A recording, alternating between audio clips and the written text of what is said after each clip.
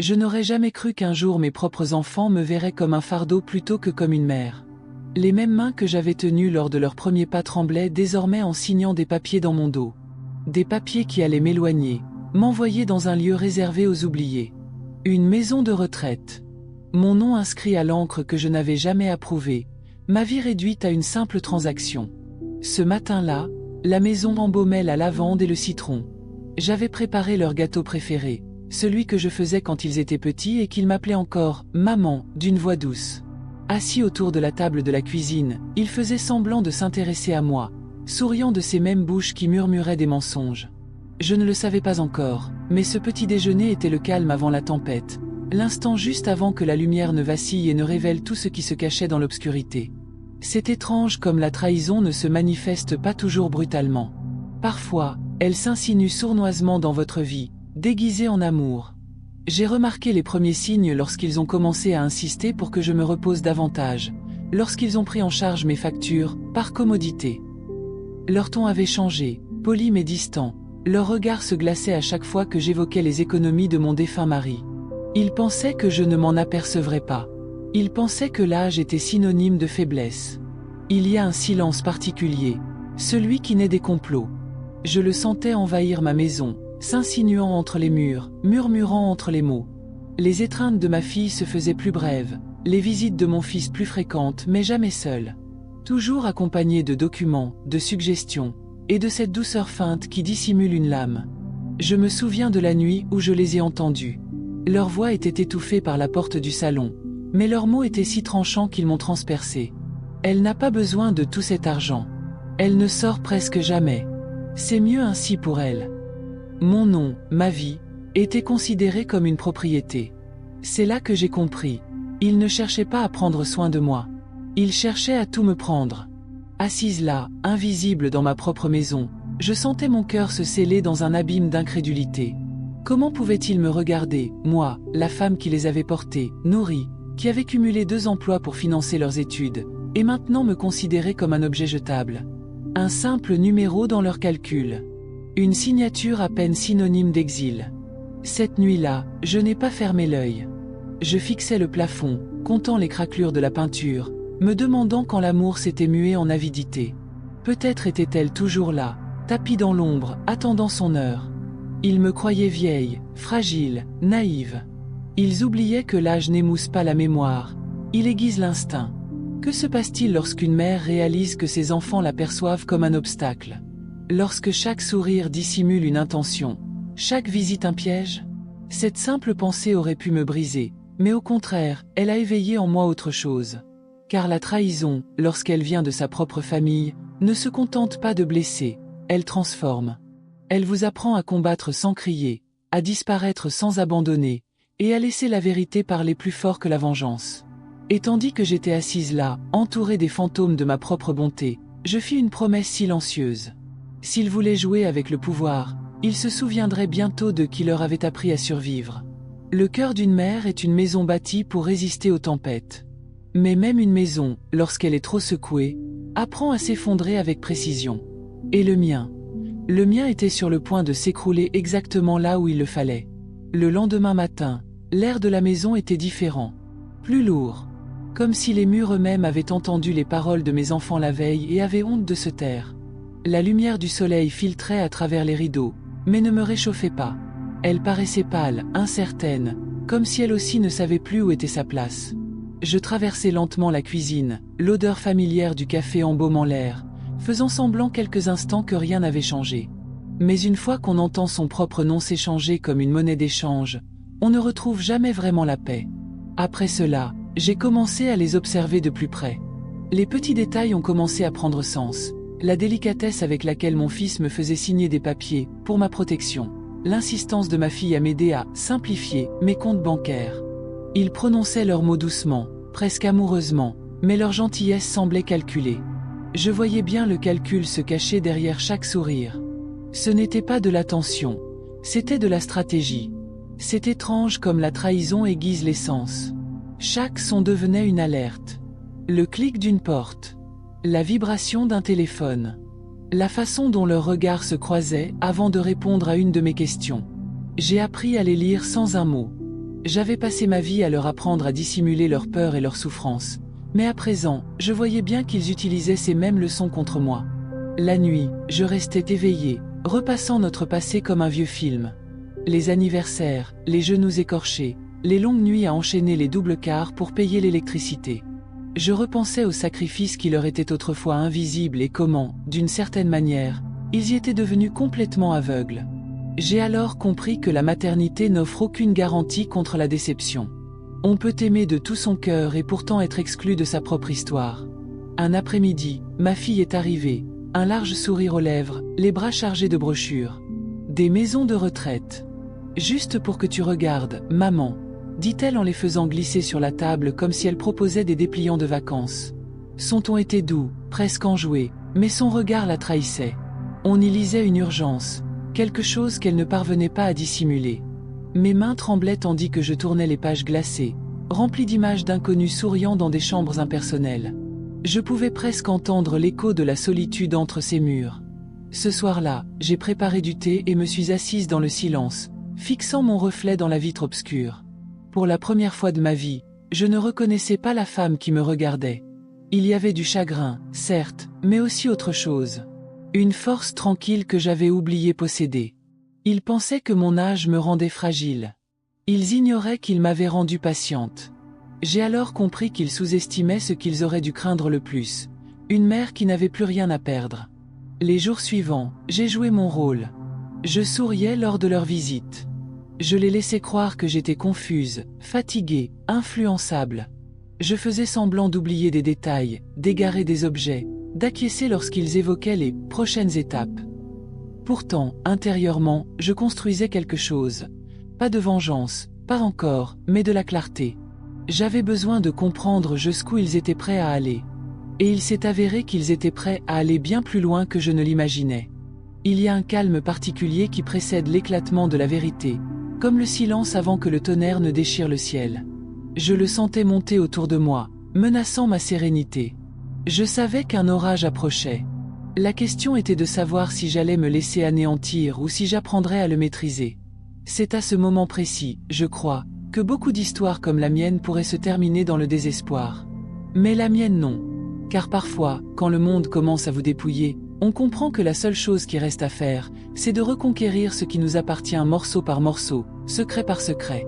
Et c'est précisément ce combat silencieux, cette ascension invisible, qui maintient les gens à proximité, à l'écoute, dans l'attente du moment où tout bascule.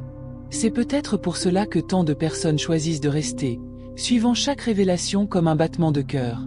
Ce soir-là, j'ai plié les brochures de la maison de retraite et les ai soigneusement rangées dans un tiroir.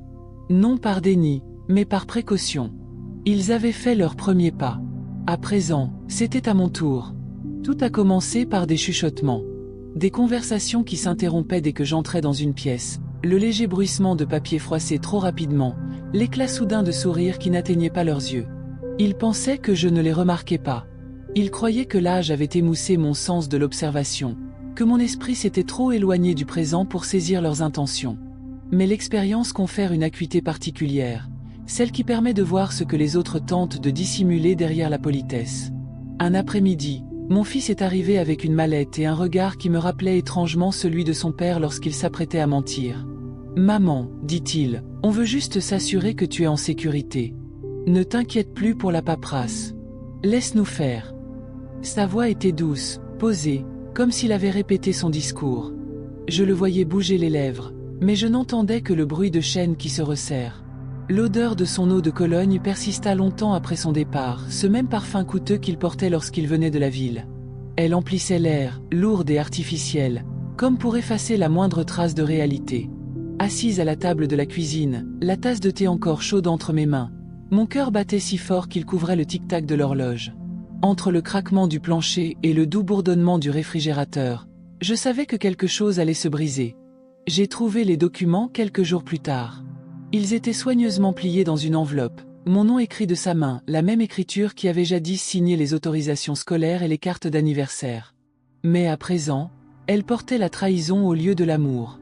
Les papiers étaient clairs, formulaire d'autorisation, virement financier et une demande d'admission dans un établissement de soins de longue durée. Mon avenir réduit à de l'encre et du jargon juridique. Mon indépendance déjà compromise. C'est étrange comme la trahison change l'atmosphère d'une maison. Les murs semblaient plus froids. Même la lumière qui filtrait à travers les rideaux paraissait grise, dépouillée de sa chaleur. J'ai fouillé chaque tiroir, chaque dossier, chaque mot qu'ils avaient laissé traîner dans la maison. Je ne cherchais plus de preuves, je cherchais à comprendre. Quelle faim pousse un enfant à dévorer la main qui la nourrit? Dans le miroir, j'ai scruté mon reflet, les ridules, les mèches argentées, les yeux sombres qui n'avaient pas faibli malgré les années. Ils appelaient ça le vieillissement. J'y voyais des preuves. Chaque ride, chaque cicatrice témoignait de ma survie. J'avais trop vécu, trop lutté, pour qu'une simple signature m'efface. Et, debout là, j'ai pris une décision silencieuse. Je ne les affronterai pas encore. Pas avant de savoir jusqu'où ils seraient prêts à aller. Alors j'ai observé. J'ai attendu. J'ai appris leur rythme. La soudaine gentillesse de ma fille, l'insistance de mon fils à prendre mes appels, chaque geste était une note dans la mélodie du mensonge. Je les ai laissés croire que je perdais la notion du temps, que mon esprit vagabondait comme une chanson lasse. Mais intérieurement, je mémorisais chaque détail, chaque faux pas, chaque ombre qui passait entre eux. Il y a une force qui naît de la retenue. J'ai appris à faire du silence mon allié. Moins je parlais, plus ils se dévoilaient. Leur avidité s'est muée en assurance. Leurs chuchotements sont devenus insouciants. Et un soir, je les ai entendus se disputer, leur voix stridente, déchirant le silence de la maison comme du verre brisé. « On ne peut plus attendre », a-t-elle dit. « Si on ne bouge pas maintenant, elle va changer d'avis. » Il a marmonné quelque chose à propos du timing, de la rassurer jusqu'à ce que les papiers soient validés. C'est alors que tout s'est éclairé. Le lendemain matin, je leur ai souri comme si de rien n'était. Je me suis enquis de leurs enfants, j'ai complimenté leurs vêtements, je leur ai offert du thé. Ils ont pris mon calme pour de la faiblesse, sans se rendre compte qu'ils étaient assis face à une tempête qui apprenait à chuchoter. Je n'avais aucune intention de les prévenir. Je n'avais qu'un seul plan, les laisser finir de tendre le piège qu'ils croyaient être le mien, puis le refermer silencieusement sur eux. Car le plus cruel dans la trahison, ce n'est pas l'acte lui-même, c'est la façon dont elle vous force à devenir quelqu'un d'autre. Quelque chose de plus tranchant. Quelque chose qu'ils ne reconnaissent plus. Et tandis que je pliais l'enveloppe et la glissais dans mon tiroir, j'ai senti cette nouvelle version de moi prendre son premier souffle. Le tic-tac de l'horloge retentit. La maison exhala un soupir de soulagement. Et pour la première fois, je n'eus plus peur de ce qui allait arriver. La peur avait changé de nature. Elle ne vivait plus en moi. Elle vivait en eux. Ils ne le savaient tout simplement pas encore. Une étrange paix s'installe lorsqu'on cesse de faire l'autruche. Je me suis mise à parcourir ma propre maison comme une invitée qui sait que les murs ont des oreilles. Chaque son devenait plus aigu, chaque ombre familière.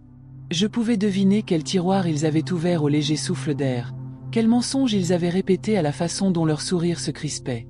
Et au lieu de la peur, j'ai ressenti quelque chose d'inattendu, la maîtrise. C'était discret, subtil, mais c'était mienne. La maison elle-même semblait conspirer avec moi.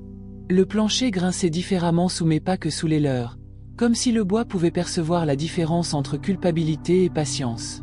Je commençais à laisser de petites traces, une tasse déplacée, une lumière allumée dans une pièce où ils pensaient que je n'avais jamais mis les pieds. Juste assez pour les inquiéter. Je voulais qu'ils se demandent si, peut-être, leur plan n'était pas aussi sûr qu'ils le croyaient. Un après-midi, alors que ma fille me croyait en train de faire la sieste, je l'ai entendue dans mon bureau.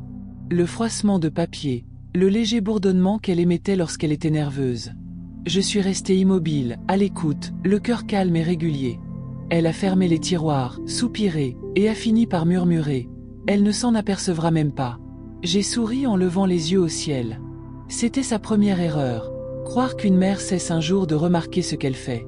J'ai commencé à tout noter, non pas à un seul endroit, mais un peu partout. Des petits mots glissés entre les livres, dans les théières, pliés dans les poches de mon manteau. Des vérités éparpillées comme des miettes de pain dans ma maison. Ce n'était pas pour moi, c'était une assurance.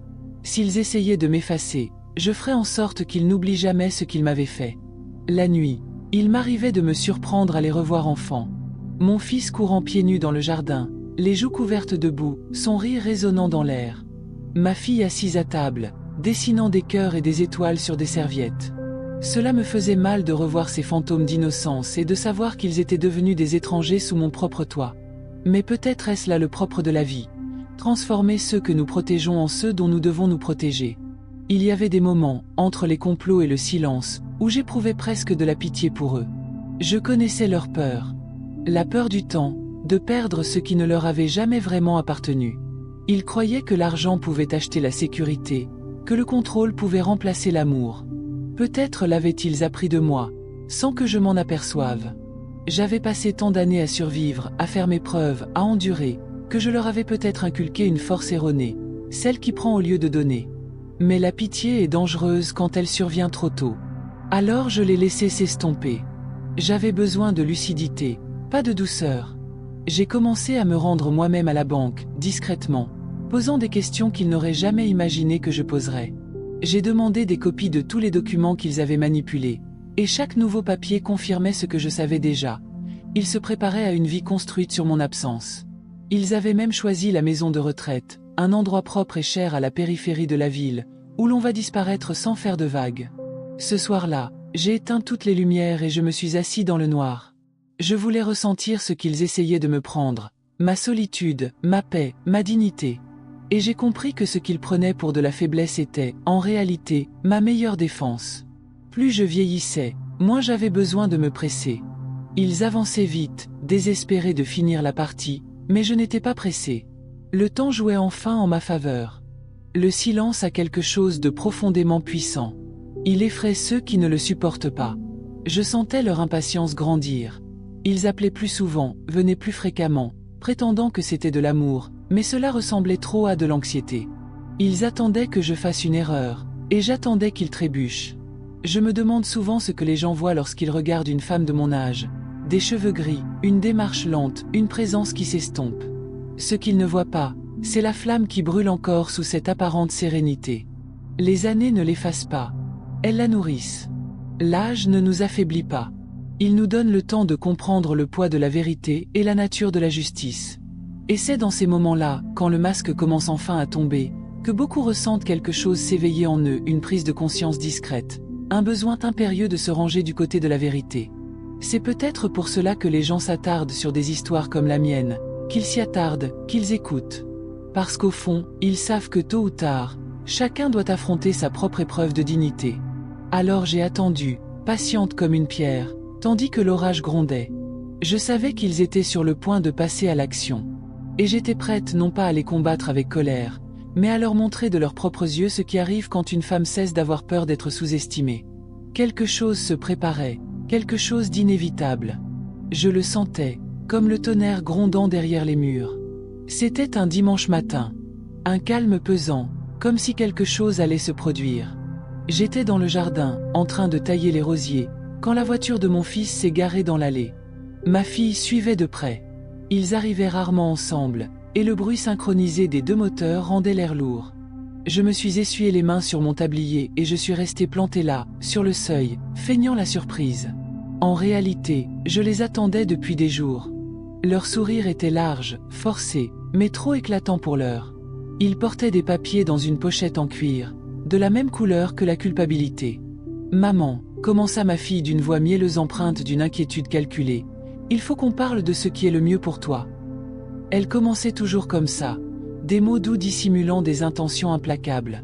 J'acquiesçais et les invitais à entrer, comme si j'accueillais mes propres bourreaux à une tasse de thé. À l'intérieur, la lumière se répandait sur la table, scindant leurs visages en deux, l'un dans l'ombre, l'autre dans la lumière. Je fus frappé par la justesse avec laquelle cette lumière capturait ce qu'ils étaient devenus, déchirés entre l'amour et la cupidité, l'humanité et l'ambition. Mon fils déposa le dossier devant moi, tapotant du doigt contre le fermoir. Je ne l'ouvris pas. Je n'en avais pas besoin. Le silence entre nous était plus éloquent que n'importe quelle confession. Ils se mirent à parler à tour de rôle, leurs voix se mêlant, expliquant combien la vie serait plus facile pour tout le monde si j'y acceptais de l'aide. Ma fille prit ma main et la serra avec la tendresse affectée de quelqu'un qui vend sa miséricorde. Mon fils parlait de sécurité et de confort, comme si ces mots pouvaient masquer l'emprisonnement. Je les observais, mais mes pensées vagabondèrent vers un souvenir, le jour où je leur avais appris à écrire leur nom. Ils avaient été si fiers.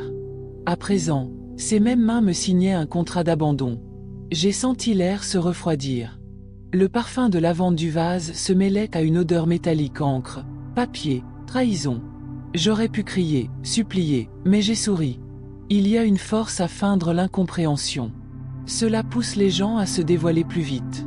Ma fille s'est penchée en avant, la voix légèrement tremblante, en prononçant le nom de la maison de retraite. « C'est charmant, maman », a-t-elle dit. « Tu auras ta propre chambre. » Elle a marqué une pause. Nous avons déjà tout organisé. C'est à ce moment-là que je l'ai vue, une infime lueur de doute dans ses yeux. La part d'elle qui savait encore que c'était mal. Elle a disparu aussitôt, étouffée par la détermination de son frère, mais je l'ai perçue. C'était tout ce dont j'avais besoin. Cette lueur signifiait qu'elle pouvait encore ressentir. Et si elle pouvait encore ressentir, la vérité pouvait encore la briser. Je leur ai dit que j'y réfléchirais. Ma voix était calme, imperturbable. Ils m'ont cru parce qu'ils le voulaient bien. Parce que l'arrogance aveugle plus vite que l'amour ne saurait le faire. Quand ils sont partis, j'ai regardé par la fenêtre leur voiture disparaître au loin. Le silence qu'ils ont laissé derrière eux n'était pas vide. Il était chargé d'une énergie palpable. Vivant. Ce soir-là, je suis allé dans le bureau et j'ai ouvert le tiroir caché sous le vieux tourne-disque. À l'intérieur se trouvaient les documents que j'avais rassemblés. Relevés bancaires, courriels, copies de signature. Des preuves, claires et irréfutables. Je les avais amassés pendant des semaines, discrètement, tandis qu'ils prenaient mon silence pour de la confusion. Chaque page était un fragment de leur trahison, et maintenant, étalée sur la table, elle ressemblait à une carte. La carte de leur chute. La maison était sombre, mais je n'ai pas allumé la lumière. Je voulais rester dans l'ombre. Elle me rendait invisible, et l'invisibilité était un pouvoir. En rangeant les papiers, je me suis rendu compte à quel point j'étais devenu méthodique, avec quelle facilité la colère s'était muée en précision. La vengeance n'est pas de la rage. C'est de la patience masquée par le calme. Plus tard dans la nuit, je me suis assise près de la fenêtre et j'ai regardé les réverbères vaciller. La ville était silencieuse, inconsciente de la tempête qui s'était déclenchée dans ma petite maison. Je la sentais monter, la tension m'enveloppant comme de la fumée. Mes enfants croyaient déplacer des pions sur un échiquier qu'ils contrôlaient, mais ils n'ont jamais remarqué que j'avais déjà tout chamboulé. Je ne les haïssais pas. Plus maintenant. Ce que je ressentais, c'était plus froid, plus lourd, comme regarder un feu consumer quelque chose qu'on a aimé. On ne tente pas de l'arrêter. On reste immobile et on le laisse brûler. Entre minuit et l'aube, j'ai décidé que la vérité ne resterait plus longtemps cachée. Mais elle ne viendrait pas de ma bouche. Elle viendrait des leurs, malgré eux, irrémédiablement. L'orage n'arrivait pas.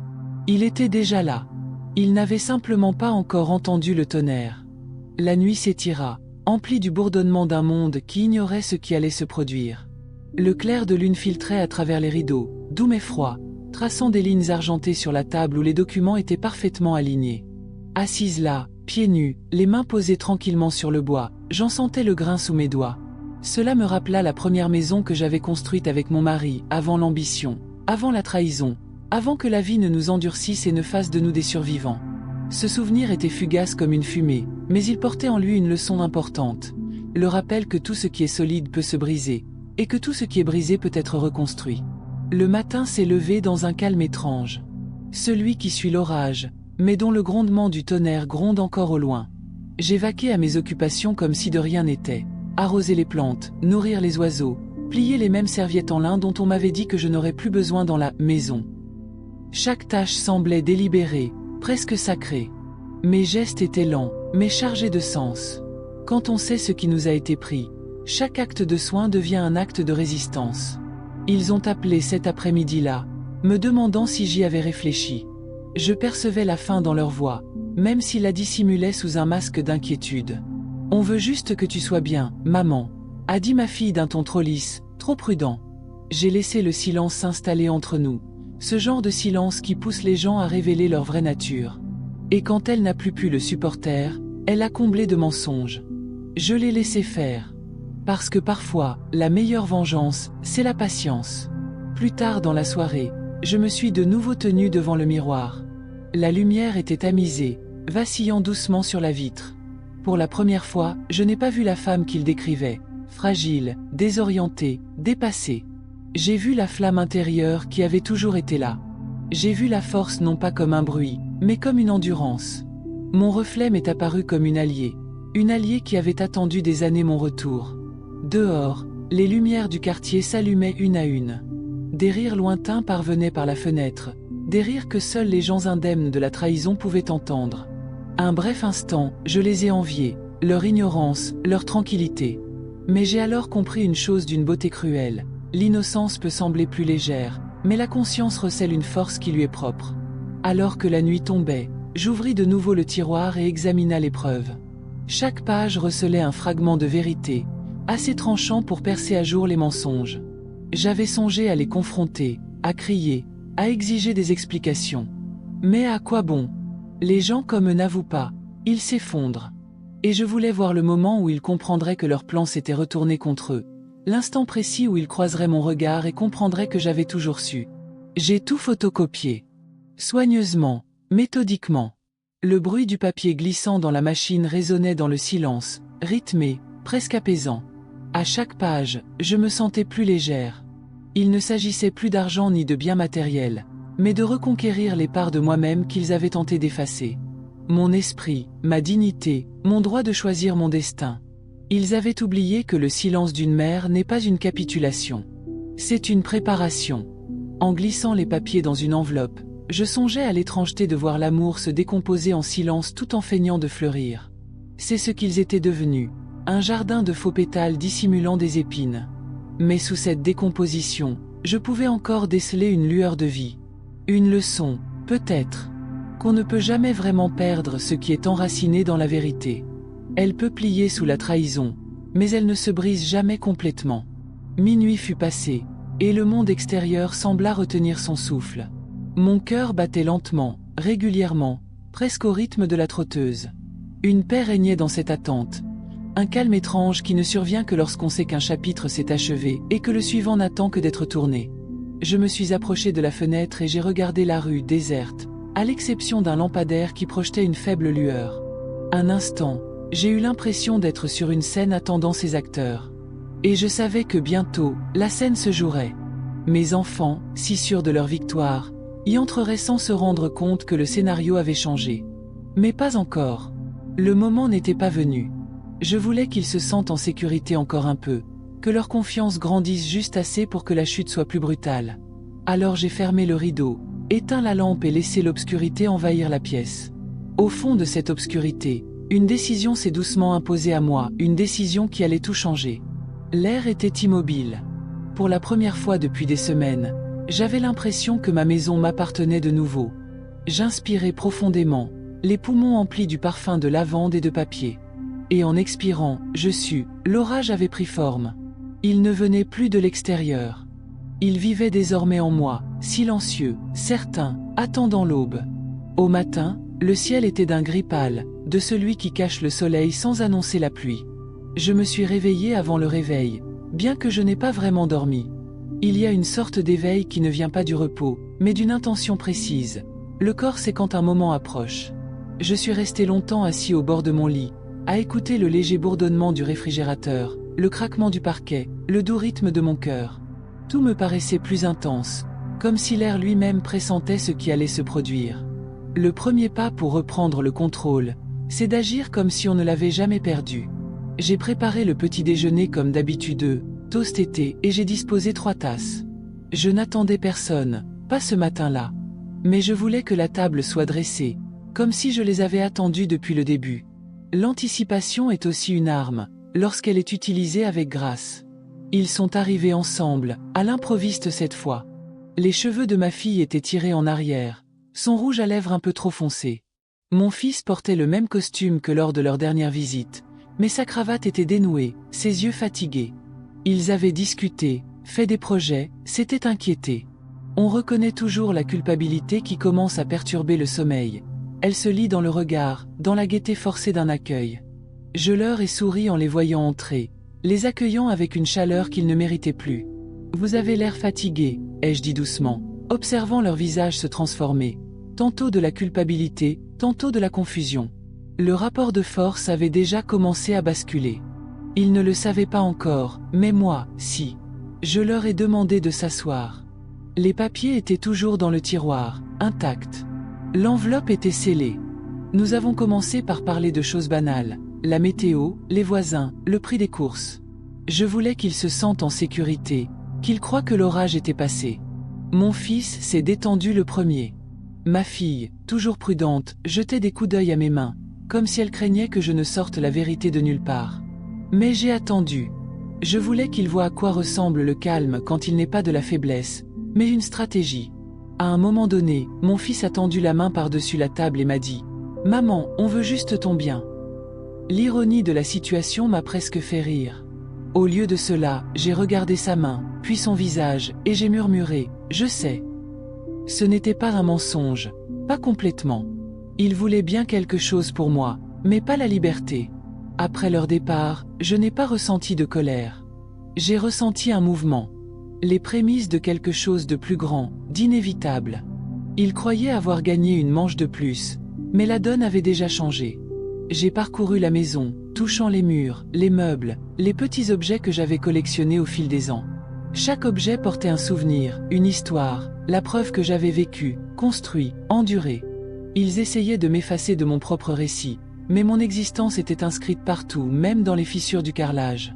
Ce soir-là, j'ai appelé une vieille amie. Elle avait travaillé dans la finance, le genre de femme qui savait faire disparaître les choses discrètement, non pas les personnes, mais les erreurs.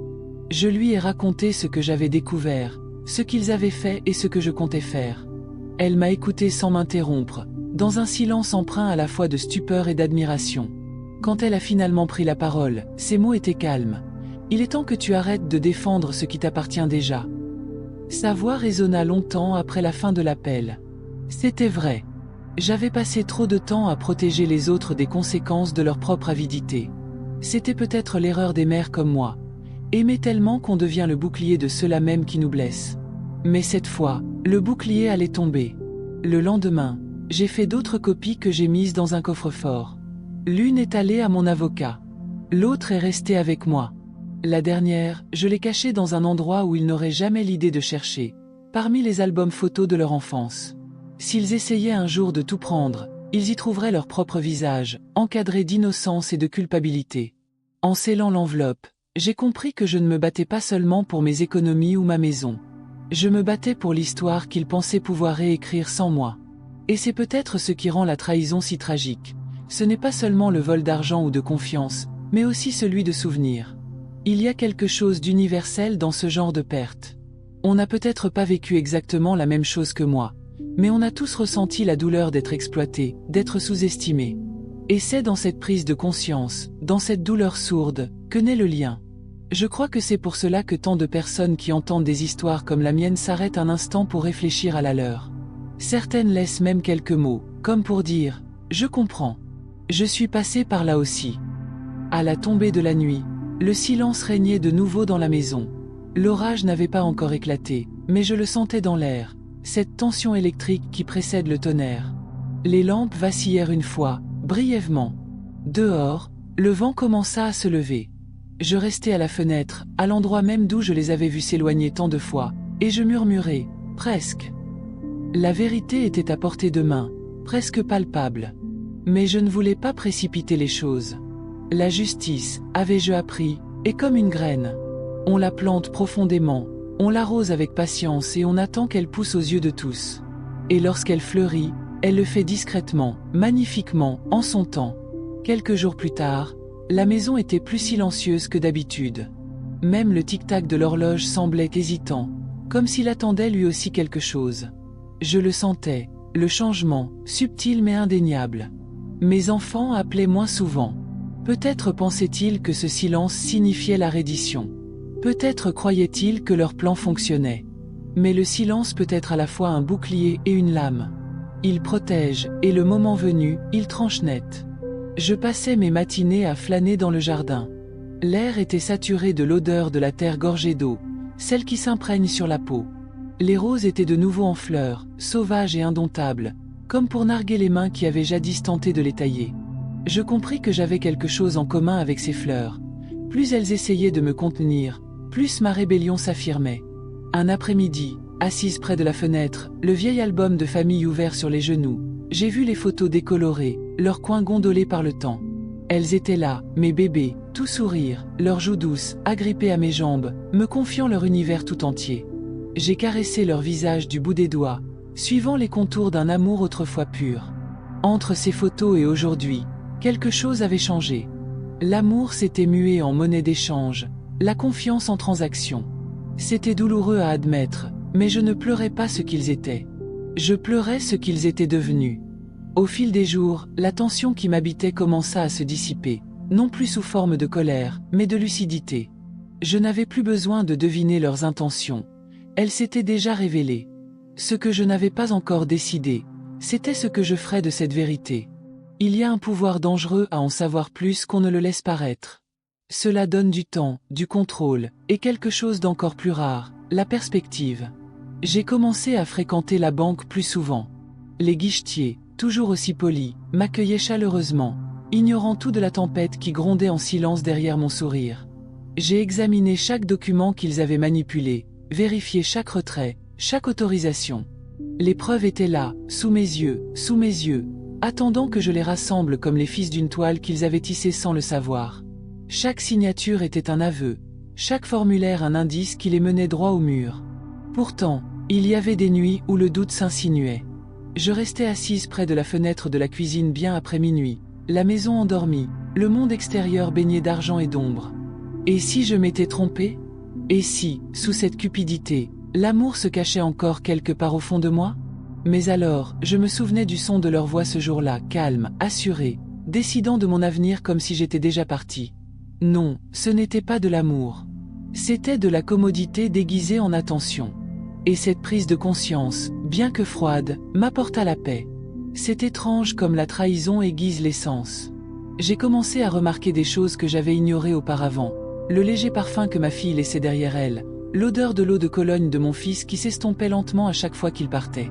Des senteurs qui m'apportaient autrefois du réconfort persistaient désormais comme des fantômes, me rappelant tout ce qui m'avait été pris. Et pourtant, au fond de moi, une lueur de fierté a commencé à naître. Il m'avait complètement sous-estimé, et ce faisant, il m'avait donné la seule chose qu'il ne pouvait se permettre de perdre, du temps. J'ai utilisé ce temps avec soin. Réorganiser les comptes. Réécrire des documents. Passer des coups de fil discrets. Mes actions étaient délibérées, presque rituelles. Je ne me cachais plus, je me préparais. Il y a une certaine élégance dans la patience lorsqu'elle est mise au service de la justice. C'est comme attendre qu'un fruit mûrisse. On sait exactement quand le cueillir, et exactement quand il nous meurtrira les mains. Chaque soir, j'écrivais dans un petit carnet. Des notes, des réflexions, des choses que je ne voulais pas oublier. Il ne s'agissait plus seulement d'eux. Il s'agissait de me comprendre moi-même, la femme qui avait passé des décennies à donner, à pardonner, à expliquer. À présent, j'apprenais le langage de la reconquête. Les mots avaient une saveur nouvelle dans ma bouche, vive mais nécessaire. Parfois, j'imaginais leur visage lorsqu'ils découvriraient enfin ce que j'avais fait, que le système même qu'ils avaient mis en place pour me piéger s'était déjà retourné contre eux. Cette pensée ne m'apportait pas la joie attendue. Elle apportait un équilibre. Un équilibre qui vous permet de vous redresser, de respirer plus profondément et de regarder le monde droit dans les yeux. Mais je n'étais pas encore prête à agir. L'histoire n'était pas terminée. Il manquait encore une pièce, une vérité ultime qui attendait d'éclater au grand jour. Celle qui change non seulement le regard des autres, mais aussi l'image que l'on a de soi-même. Je la sentais planer, hors de portée, comme une porte qui ne demande qu'à s'ouvrir. Cette nuit-là, la pluie revint. Elle tambourinait doucement à la fenêtre, rythmée, implacable. J'éteignis la lumière et laissai l'obscurité m'envelopper. Il y a quelque chose d'honnête dans l'obscurité. Elle ne cache rien à ceux qui en ont déjà trop vu. Je fermai les yeux et écoutai la pluie, le battement régulier de ce qui allait arriver. Au fond de moi, je savais que la tempête était imminente. Et lorsqu'elle éclaterait, elle n'emporterait pas seulement leurs mensonges, elle purifierait tout ce qui l'avait précédé. La pluie persista toute la nuit et jusqu'aux premières lueurs du jour, comme si le ciel lui-même refusait de se reposer tant qu'il n'aurait pas purifié la terre d'une souillure invisible. Je m'éveillai au doux clapotis de la pluie contre les vitres, régulier et rythmé, tel un battement de cœur me rappelant que le temps continuait de s'écouler. Il y avait quelque chose d'apaisant en elle, cette façon qu'ont les orages d'être à la fois violents et tendres. Je restai immobile un instant, observant les gouttes tracer des lignes sur la vitre, songeant à la ressemblance de ces chemins qui convergeaient et disparaissaient, à l'image des choix qui m'avaient mené jusque-là. La maison embaumait le bois humide et la lavande, un parfum qui autrefois évoquait le réconfort. Désormais, il était chargé de souvenirs. Chaque recoin semblait murmurer quelque chose de différent. Les rires qui emplissaient jadis la cuisine, l'écho des portes qui claquaient, le doux bourdonnement d'une berceuse que j'avais chantée il y a bien longtemps. La mémoire, j'ai appris, est à la fois un don et un fardeau. Elle vous maintient en vie, mais ne vous laisse jamais oublier. J'ai passé cette matinée dans un calme olympien, me préparant sans hâte. J'ai vérifié les serrures, réorganisé les papiers, chaque geste lent et délibéré. Le contrôle est fragile. On peut le perdre en un instant, mais lorsqu'on le retrouve, il nous transforme. J'ai réalisé que je n'avais plus peur. La peur s'était dissipée, remplacée par une clarté sereine, presque inquiétante. C'est alors que j'ai compris, le pouvoir ne rugit pas toujours. Parfois, c'est le murmure le plus discret. À midi, la pluie s'était muée en bruine. J'ai enroulé un châle autour de mes épaules et je suis entré dans le jardin. L'air était frais, embaumé par le parfum de la terre humide et le renouveau de la vie. Les roses scintillaient de gouttelettes, leur rouge éclatant contrastant avec le ciel gris. Elles ressemblaient à des cœurs qui refusaient de cesser de battre. J'en ai effleuré une, doucement, sentant la douceur des pétales sous mes doigts. Dans la nature, tout sait quand fleurir, quand se faner et quand renaître. Peut-être apprenais-je cette leçon tardivement, mais je l'apprenais tout de même. J'ai alors repensé à mes enfants, non pas tels qu'ils étaient aujourd'hui, mais tels qu'ils avaient été. Je me suis souvenu de la petite main de ma fille serrant la mienne le premier jour d'école, du rire de mon fils résonnant dans la cour tandis qu'il courait pieds nus sur l'herbe. Ils étaient bons, autrefois, purs, avant que le monde et l'ambition ne les transforment. Ce souvenir était douloureux, mais il me rappelait aussi que je les avais élevés pour survivre, pour se battre pour ce qu'ils désiraient. Ils avaient simplement oublié la différence entre désirer et prendre.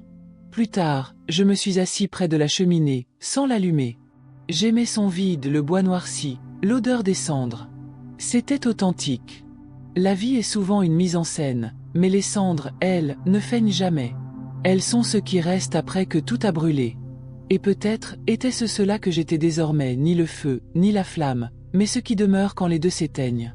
Quelque chose qui n'a pas besoin de briller pour prouver sa pérennité. Ce soir-là, j'ai commencé à écrire une lettre. Non pas pour accuser, non pas pour m'expliquer, mais pour consigner. La vérité mérite des témoins, même s'ils viennent plus tard. L'encre s'est lentement infiltrée dans le papier, les mots se dessinant comme des empreintes sur un sol humide. Je n'ai pas écrit leurs noms. Je n'en avais pas besoin. L'histoire elle-même les portait en elle, leurs actions, leurs choix, leurs reflets dans chaque ligne. Entre deux paragraphes, j'ai réalisé que je n'écrivais pas pour eux.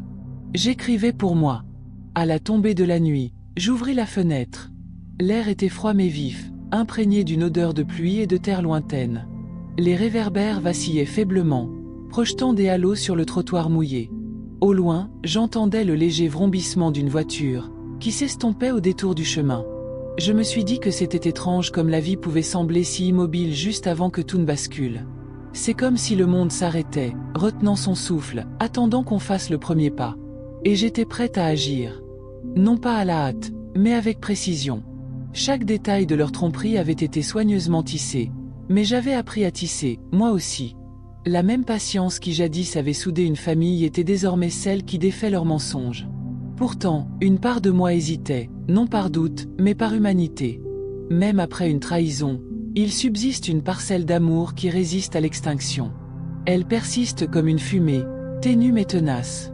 Peut-être étaient ceux de la folie, ou peut-être de la grâce. Je n'en savais plus rien. La pluie cessa complètement juste avant minuit. Le silence qui suivit était presque sacré. Je restai longtemps près de la fenêtre, à contempler le ciel obscurci. La lune apparut lentement, pâle et vigilante, telle une vieille témoin qui en avait trop vu et trop peu parlé. Dans ce silence, j'ai compris quelque chose que je n'avais jamais compris auparavant. Il ne s'agissait pas de vengeance, mais de restauration, de donner à la vérité l'espace nécessaire pour s'exprimer. Je ne voulais pas les détruire. Je voulais me libérer de leur emprise. J'ai refermé la fenêtre doucement, dans un murmure à peine audible. L'air dans la pièce semblait plus léger. Quelque chose changeait, non seulement autour de moi, mais aussi en moi. Le monde extérieur était redevenu calme, mais je savais que ce n'était qu'une pause avant l'aube. Et quand l'aube viendrait, elle apporterait cette lumière qui révèle tout. L'aube arriva doucement, presque avec révérence, comme si même le soleil pressentait qu'un moment sacré se déroulait. La lumière filtrait à travers les rideaux par petits traits lents et délibérés, effleurant les murs, touchant les photographies qui y étaient accrochées, des instants de rire figés dans le temps. Pour la première fois depuis longtemps, je ne sentais plus le poids de la veille peser sur moi. Une paix régnait, mais ce n'était pas celle qui naît de l'oubli. C'était celle qui sut une prise de conscience. J'ai préparé mon café et me suis installé près de la fenêtre, observant le monde s'éveiller. La rue scintillait sous les derniers reflets de la pluie, miroitant comme un miroir qui reflétait non seulement le matin, mais aussi tout ce que j'avais enduré pour y parvenir. Cette même rue où mes enfants couraient autrefois, pieds nus et libres, me semblait désormais une frontière entre celle que j'étais et celle que j'étais devenue. J'ai alors compris que la guérison ne fait pas de bruit.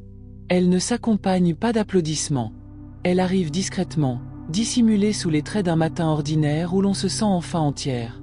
Les documents n'étaient plus éparpillés sur la table. Ils reposaient soigneusement dans une enveloppe, scellée et étiquetée, prête à être expédiée. J'avais écrit un dernier mot, bref et clair, non pas une accusation, mais une vérité. Une vérité qui porterait plus loin que la colère ne pourrait jamais le faire. Il y avait une force dans ce silence, dans le choix de parler sans crier. J'avais passé des années à craindre de les perdre, mais maintenant je le voyais clairement. Ce dont j'avais vraiment peur, c'était de me perdre moi-même. Tandis que je me tenais là, café à la main, la maison semblait respirer au rythme de ma présence. Chaque son, le murmure du vent dans les arbres, le doux craquement du parquet résonnait comme un cœur qui retrouve son rythme. J'avais bâti cette maison avec amour, et même si la trahison s'y était insinuée, elle ne l'avait pas détruite. Il y a des choses que personne ne peut vous enlever, votre force intérieure, votre dignité, votre vérité. Elles vivent au plus profond de vous, silencieuses mais inébranlables. Quand le facteur est arrivé, je lui ai tendu l'enveloppe. Il a souri poliment, ignorant que ce simple paquet recelait des années de mensonges et la justice silencieuse qui allait suivre. Tandis qu'il s'éloignait, j'ai senti un poids s'alléger, un fardeau qui pesait sur moi depuis trop longtemps. Je n'avais pas besoin de voir la suite. Certaines histoires n'ont pas besoin de témoins. Seule la conclusion compte. Plus tard dans la journée, je suis retourné au jardin. L'air embaumait la terre humide et la renaissance. J'ai caressé à nouveau les roses, leurs pétales encore alourdis par la rosée.